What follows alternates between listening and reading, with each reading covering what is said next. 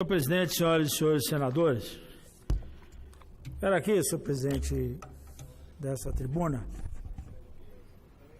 que aliás até eu brincava agora há pouco com alguns senadores, que na realidade aqui na semana retrasada, meu caro Riguffi, eu inclusive nesse processo de volta ao Senado, estava pautado para eu retornar para a Secretaria do Planejamento, como eu fui secretário de Planejamento do governo Wagner, já passou, mas na verdade, atualmente eu estava na Secretaria de Educação no governo Rui.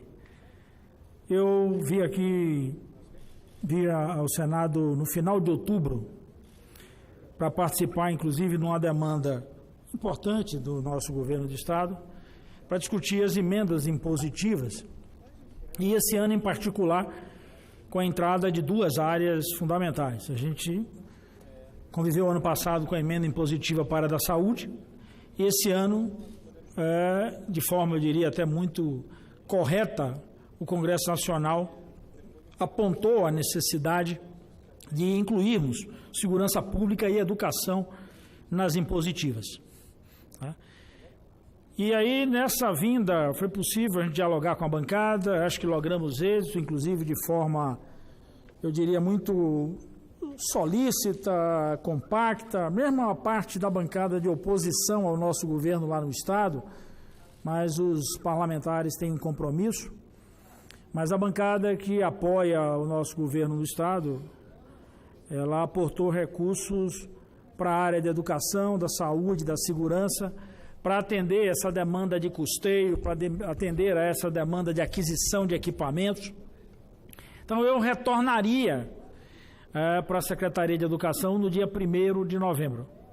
Então, portanto, era assim eu diria, o pactuado. Mas, assim que cheguei aqui, meu caro presidente, me deparei com uma situação, o governador, inclusive, estava aqui nesse dia, como está no dia de hoje, eu participei junto com a governadora eleita Fátima Bezerra, com o nosso governador ali da reunião de governadores, agora pela manhã. Hoje à tarde os nossos governadores estão no Supremo, inclusive em outra tarefa. Tarefa essa que é muito importante, porque amanhã nós teremos 2 julgamentos decisivos no Supremo Tribunal Federal, de muito interesse para a área de educação e particularmente para os estados do Nordeste. Uma das matérias a ser discutida amanhã é a questão que envolve o salário e educação, minha cara governadora Fátima Bezerra.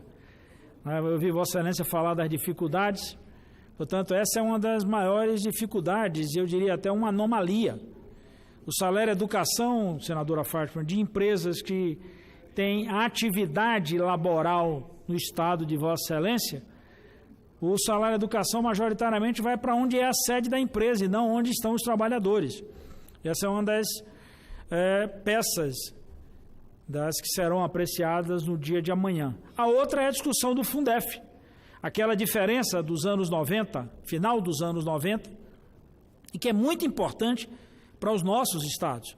Não é pelo montante, mas é inclusive por reparar um erro, reparar danos na educação, ou seja, o que não foi feito lá atrás, senadora Fátima, mesmo que agora a gente receba um volume expressivo, nós não vamos poder mais corrigir, nós vamos poder fazer daqui para frente. Só teremos a oportunidade agora de transformar isso a partir desse ponto.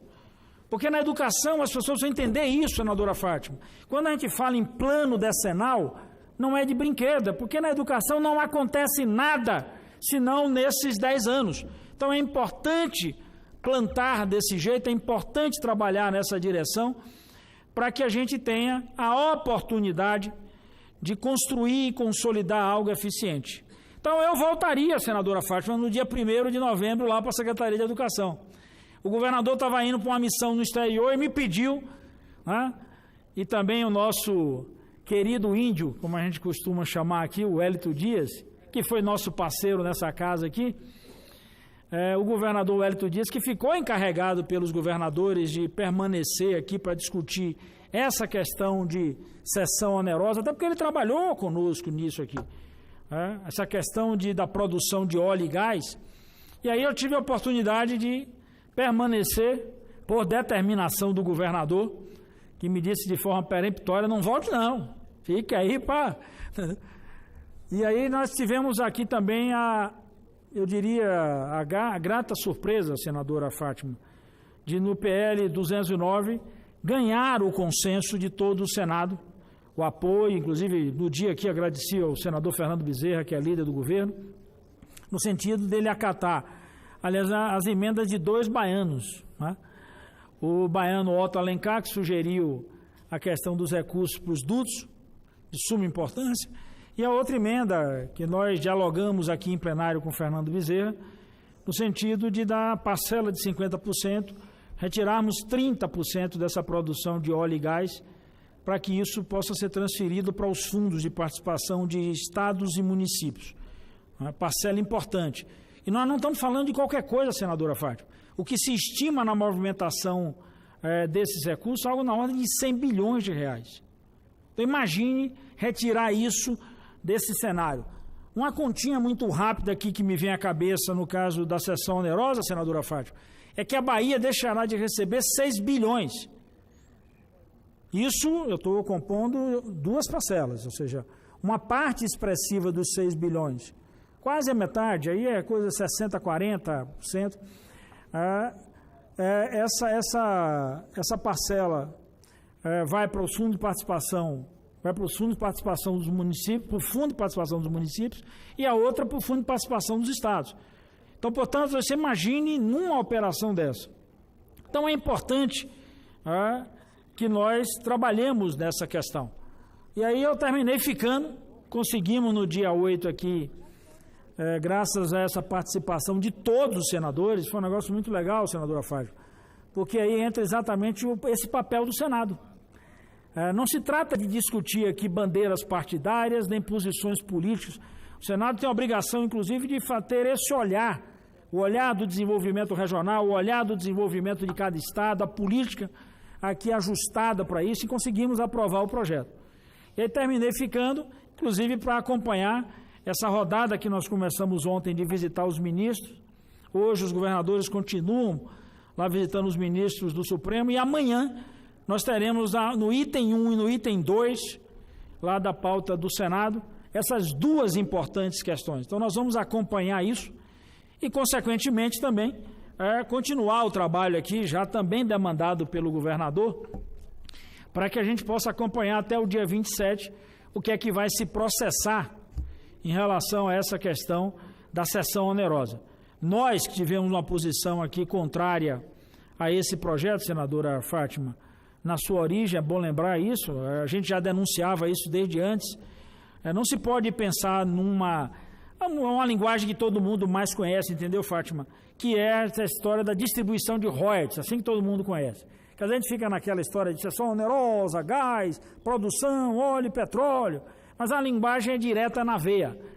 Do projeto aprovado aqui, até agora nós estamos com isso paralisado com liminar no Supremo Tribunal Federal.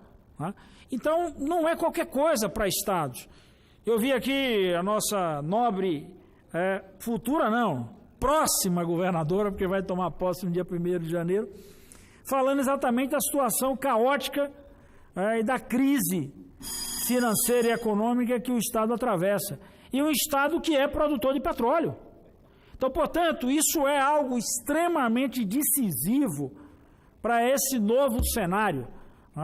E aí louvo aqui a atitude do presidente da Casa, o senador Eunício, que se colocou à disposição desde a terça-feira, aqui no dia 13, ele teve uma postura muito digna, entrando no debate, assumindo o papel de presidente do Senado, fazendo essa discussão, conversando inclusive com os representantes do governo que aí está e o representante do governo que vai entrar, cumprindo exatamente o seu papel institucional, que eu quero salientar que foi de suma importância, abrindo esse canal da negociação, para que a gente possa, de uma vez por todas, preparar um terreno propício para 2019, para a gente atender a demanda principal.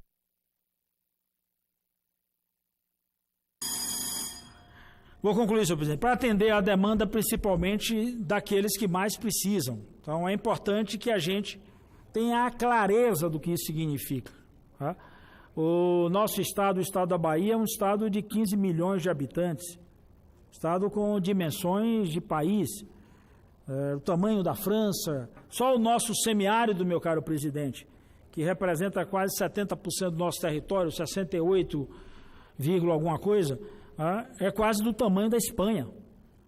Então, assim, na medida que um estado desse perde receita dessa magnitude, você não tem como adotar políticas públicas. E não dá para você trabalhar nesses lugares sem imaginar como é que é possível identificar qual é o perfil de cada território, de cada canto desse. Então, portanto, é de fundamental importância que a gente tenha a clareza de que esses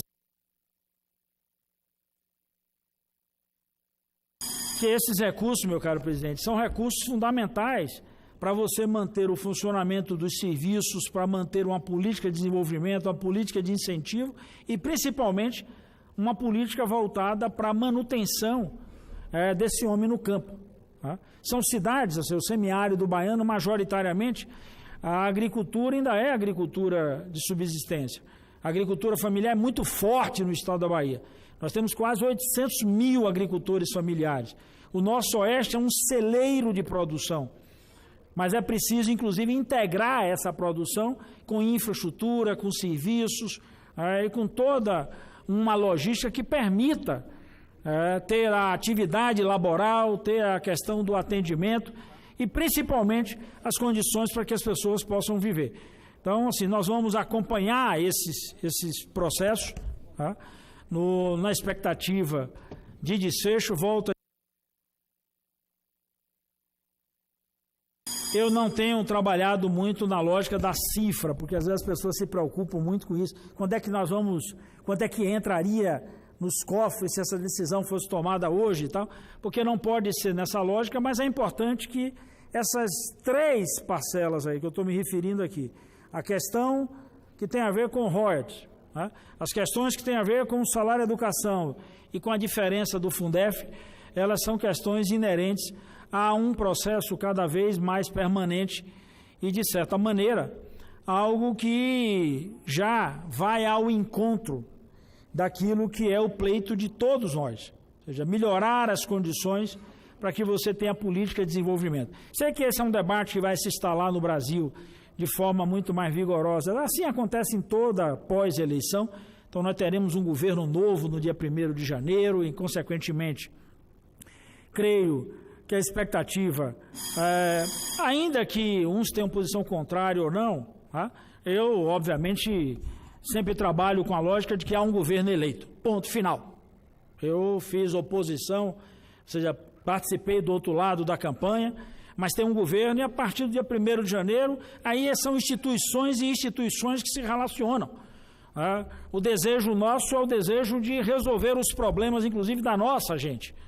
Uma coisa é o embate na política, que nós vamos continuar fazendo sem nenhum problema. A outra questão é a relação de governos. Hoje, por exemplo, meu caro presidente, quando saímos da reunião, algumas pessoas da imprensa me perguntavam assim: mas vocês não temem a perseguição do novo governo porque vocês estavam no campo de oposição e tal? Eu disse: a partir de 1º de janeiro o Brasil terá um presidente, não um candidato a presidente. Então, espero que, não é possível que em 7 anos de mandato parlamentar o presidente eleito não tenha já acumulado um processo, inclusive até de amadurecimento nas relações.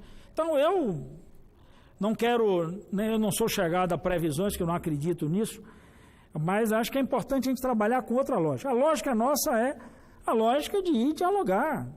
Né? Os governadores tiraram hoje diversos pontos. Também onde é que os governadores, onde é que também cada lugar desse, onde é que a gente pode efetivamente trabalhar irmanado com o interesse do Brasil.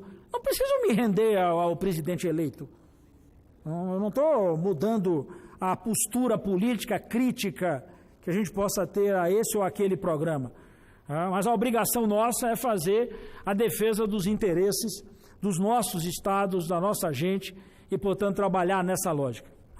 Isso é bem diferente do que é um processo de acompanhamento na política. Eu tive a oportunidade, meu caro presidente, de, enquanto deputado, os governos de Fernando Henrique Cardoso. Cheguei a ser, até liderar a oposição ao governo Fernando Henrique Cardoso. Mas em momento nenhum dei badogada nele, atirei pedra, até porque não sou nem muito chegado a atirar, nem atirar com as mãos, nem atirar usando nenhum outro tipo de equipamento que eu nem sei manusear.